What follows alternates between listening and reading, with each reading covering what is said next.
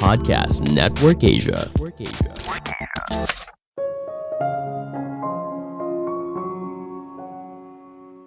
Ada kenikmatan saat menonton akhir cerita yang sedih.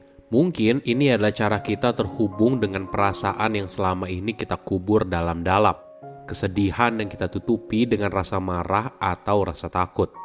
Halo semuanya, nama saya Michael. Selamat datang di podcast saya, Sikutu Buku. Kali ini saya akan bahas kenapa sih kita suka dengan cerita yang sedih. Sepanjang sejarah, manusia tertarik dengan kisah yang sedih. Mulai dari cerita romantis seperti Romeo Juliet hingga cerita Titanic. Anehnya, kita seringkali melihat sebuah cerita sebagai bentuk hiburan. Tapi kenapa justru kita menghabiskan waktu untuk membuat diri kita sendiri jadi sedih? Emosi yang seringkali dijauhi oleh orang lain. Para peneliti berusaha menjawab hal ini. Menariknya, beberapa penemuan menjelaskan kalau alasan seorang suka dengan cerita sedih karena orang itu jadi bisa merasakan kesedihan tanpa rasa cemas.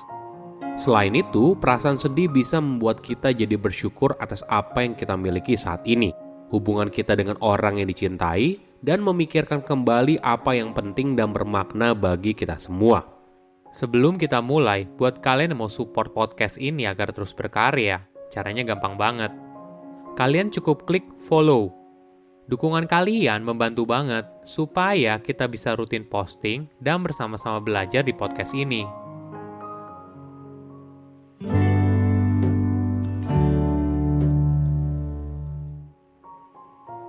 Rasa sedih adalah satu dari 4 perasaan utama manusia selain bahagia, takut, dan marah. Perasaan ini mengingatkan kita untuk merawat diri kita sendiri atau bagaimana kita ingin diperlakukan oleh orang lain. Perasaan sedih tentunya bukan perasaan yang positif dan seringkali merupakan perasaan yang kita hindari. Wajar saja, siapa sih yang ingin sedih? Tentunya tidak kan? Mayoritas orang mungkin memilih untuk bahagia. Namun, jika kamu pernah berada dalam suasana hati yang sedih, mungkin cuaca yang sedang mendung, seorang teman mengecewakan kamu, atau nilai kamu buruk saat ujian, biasanya hal ini mendorong kamu untuk menikmati sebuah cerita yang sedih. Faktanya, selama bulan-bulan tertentu seperti musim gugur dan musim dingin, melankolis adalah emosi yang umum dan akibatnya jumlah orang yang menonton film yang sedih justru meningkat. Mungkin saja ini merupakan cara kita untuk terhubung kembali dengan berbagai perasaan sulit yang selama ini kita pendam. Jadi, ketika kita berinteraksi dengan cerita sedih, pintu itu ibaratnya terbuka lebar. Kenapa hal ini terjadi? Mungkin saja karena kita terbiasa mengubur rasa sedih. Masyarakat seringkali sulit menerima kesedihan dan merasa kesulitan ketika melihat orang lain meluapkan kesedihannya.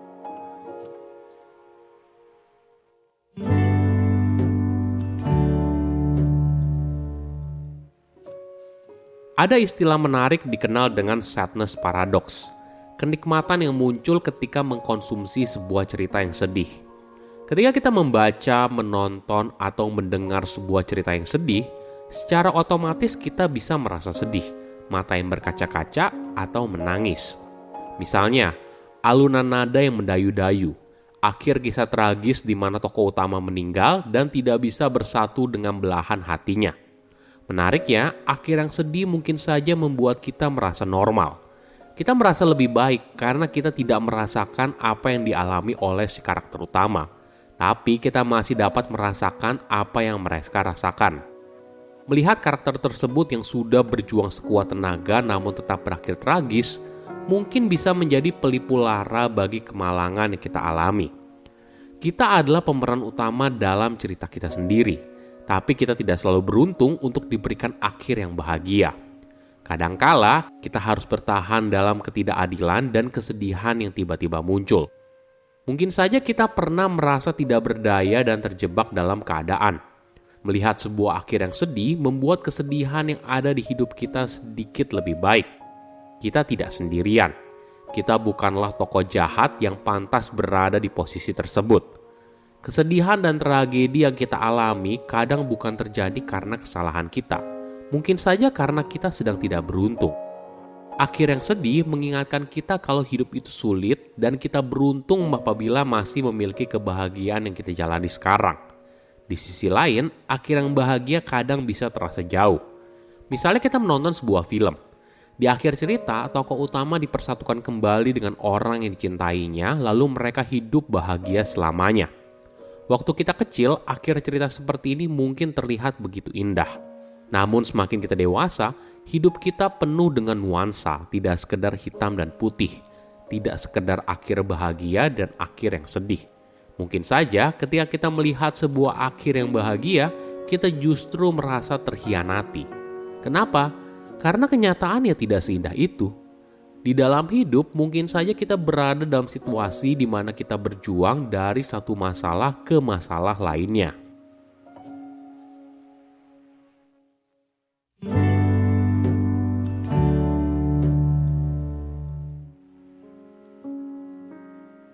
Kesedihan secara umum tentunya dilihat sebagai sebuah emosi negatif. Tapi dalam sebuah karya seni yang sedih, kita seringkali justru menemukan kenikmatan di dalamnya. Apa sih alasan dibalik hal tersebut? Pertama, nostalgia. Sebuah karya seni yang penuh kesedihan merupakan pemicu kuat untuk sebuah memori masa lalu. Ketika kita melakukan refleksi diri dan mengingat kembali masa itu, apalagi sebuah momen penting seperti kelulusan sekolah, pacar pertama, dan sebagainya, ada rasa manis dari memori tersebut. Momen bahagia yang pernah kamu rasakan, tapi juga ada kesedihan dari merindukan hal itu. Kedua, emosi yang bercampur aduk. Ada yang aneh dari sebuah cerita yang sedih. Filsuf Yunani terkenal bernama Aristoteles menyarankan, ketika menonton sebuah pertunjukan drama yang tragis, penonton mungkin saja mengalami emosi negatif yang hebat. Sehingga pada situasi tersebut, mereka juga menghapus negativitas yang mereka alami. Teori modern juga menemukan adanya kemungkinan kalau kesedihan dalam sebuah karya seni itu berbeda dengan kesedihan dalam dunia nyata. Kesedihan dalam sebuah karya seni, entah itu film, cerita, atau lagu, justru bisa memproduksi emosi positif yang disalahartikan sebagai kesedihan. Atau kesedihan dalam sebuah karya seni mencampurkan kesedihan dan kenikmatan secara bersama-sama. Tapi karena kesedihan justru bertahan lebih lama, maka pada akhirnya yang kita rasakan itu adalah kesedihan. Ketiga, prolaktin. Jika dilihat dari sudut pandang biologi, cerita sedih terhubung dengan hormon prolaktin yang berkaitan dengan menangis dan membantu kita dalam menghadapi kesedihan. Jadi, ketika seorang berinteraksi dengan cerita sedih, maka hormon ini akan dilepaskan oleh otak. Namun, karena saat itu kita tidak berada dalam peristiwa yang traumatis, maka muncul perasaan tenang untuk menangkal rasa sakit yang muncul. Keempat, empati. Empati mengambil peran yang besar dalam menikmati karya seni yang sedih. Secara umum, empati dapat dijelaskan sebagai proses untuk memahami atau merasakan apa yang orang lain rasakan. Ekspresi kesedihan cenderung membangkitkan dukungan dan bantuan pada orang lain. Kelima, teman hayalan. Sebuah karya seni misalnya musik dapat memberikan rasa pertemanan dan kenyamanan.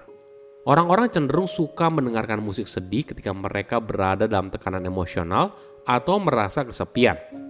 Musik sedih dapat menjelma menjadi teman hayalan yang memberikan dukungan dan empati setelah seorang mengalami kehilangan.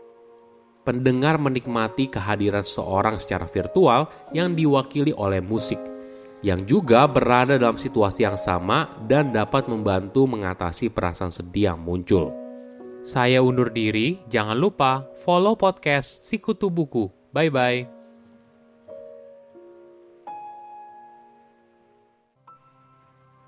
Pandangan dan opini yang disampaikan oleh kreator podcast, host, dan tamu tidak mencerminkan kebijakan resmi dan bagian dari Podcast Network Asia. Setiap konten yang disampaikan mereka di dalam podcast adalah opini mereka sendiri dan tidak bermaksud untuk merugikan agama, grup etnik, perkumpulan, organisasi, perusahaan, perorangan, atau siapapun dan apapun.